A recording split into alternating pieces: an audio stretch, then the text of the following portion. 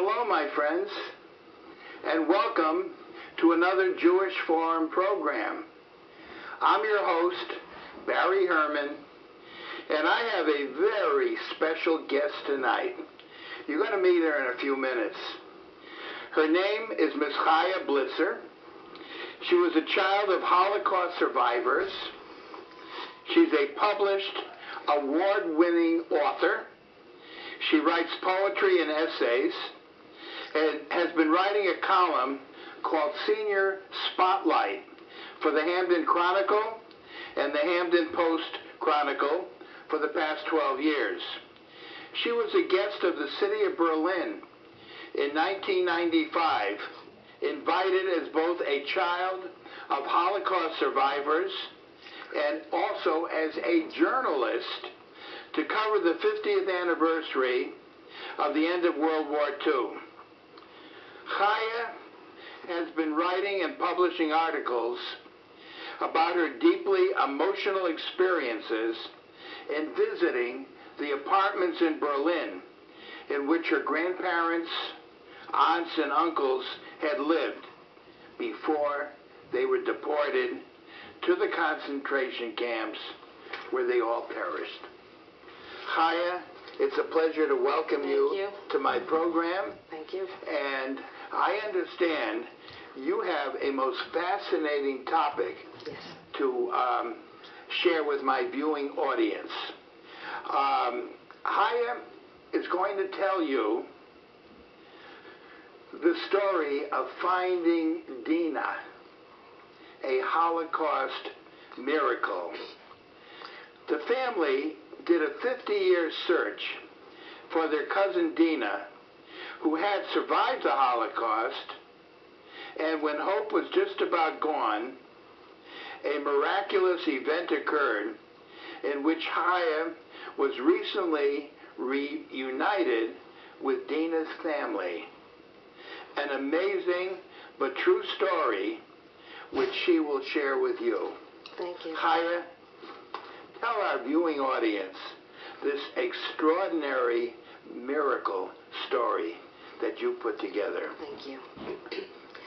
I recall my mother taking me to a movie, The Search, when I was a child, and it affected me very deeply and has continued to do so throughout all of my life.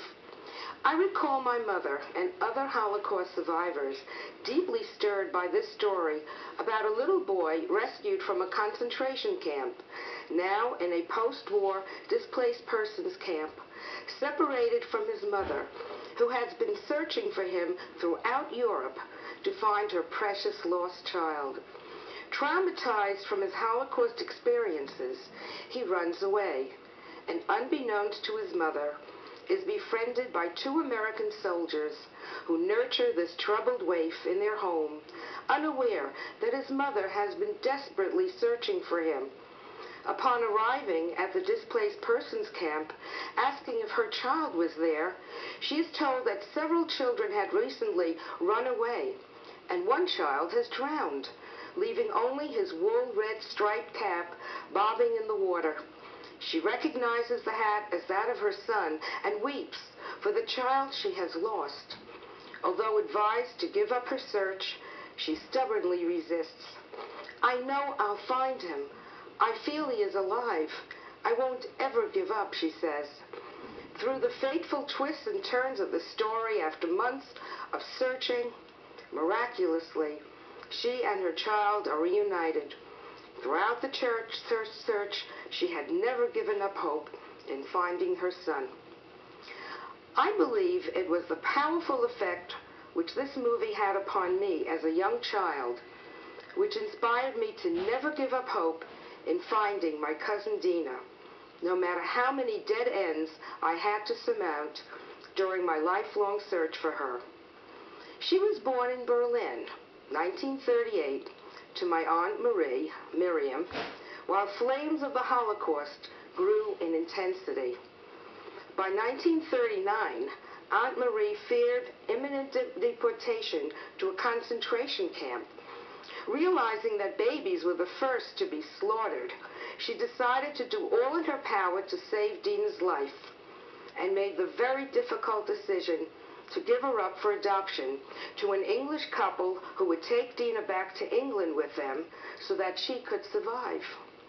A mother's loving sacrifice.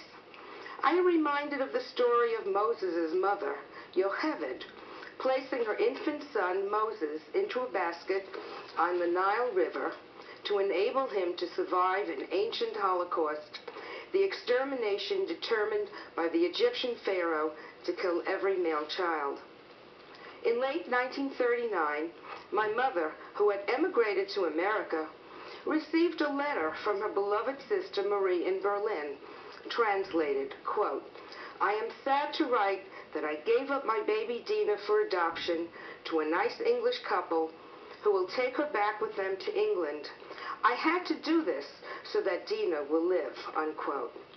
3 years later, in 1942, my Aunt Marie, her husband, and their 2-year-old boy, Salo, were deported to a concentration camp in Riga, Latvia, where they were all killed. My mother was the sole survivor of her entire family. Her parents, 2 brothers, 3 sisters, and 2 nieces succumbed in the brutal death camps.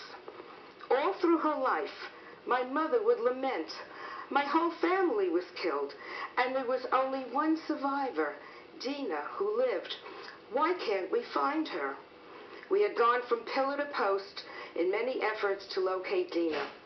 Since my grandparents, 3 aunts, and 2 uncles had all perished before I was born, I never knew what it was like to have a grandmother, to be hugged and loved by her, nor aunts and uncles to dandle me on their knee and sing lullabies. I felt I was robbed of the special love they could give me. My family consulted attorneys in England who may help us find Dina. We were overjoyed to receive a copy of her birth certificate, but no other leads. I appealed to the German government to open the sealed adoption papers from Berlin to help us find Dina, but we were mired in a bureaucracy which insisted that these records could not be opened, no matter how much we beseeched and despaired. I was at the brink of giving up our desperate, lifelong search for our beloved Dina, when again that powerful movie, The Search, reverberated within me with its urgent message: never give up, never lose hope. So I continued to search for Dina. The computer became my ally as I wandered the web, grasping at any hint of Dina's whereabouts. Still, no result. Then, in 2006, I discovered a website for the Kindertransport Association, a worldwide organization comprised of children rescued from the Holocaust by very caring English people who traveled to Germany largely during the period from about 1938 to 1939-40 to take these waifs back with them to England, where the children were either adopted or cared for in the hope they would be reunited with their parents when the war was over. Those children who unfortunately became orphans as their parents succumbed in the death camps were later adopted by very loving English families. From information I found from the Kindertransport Association, I discovered the name of its founder and president, who had been a Kindertransport child herself, rescued some 70 years ago, Mrs. Bertha Leverton. After I had contacted her, she phoned me from England, a very warm and caring person, giving me valuable information for my search for Dina. And she suggested I add my search for Dina and pertinent details to the 2006 online Kindertransport newsletter, which I did. Now we go to 2011. 5 years went by without any response to the query about Dina I had placed in the Kindertransport newsletter in 2006. But still, I had not given up hope. I continued to Google Dina, pray to find Dina, haunt the internet for Dina. Suddenly, in February of this year, 2011, I received an email with the title, quote, "We think we have found your Dina," from Chuck and Robin, Canada. I couldn't believe it. It was too surreal. Thinking this might be some sort of scam, I I did not open this email for several days.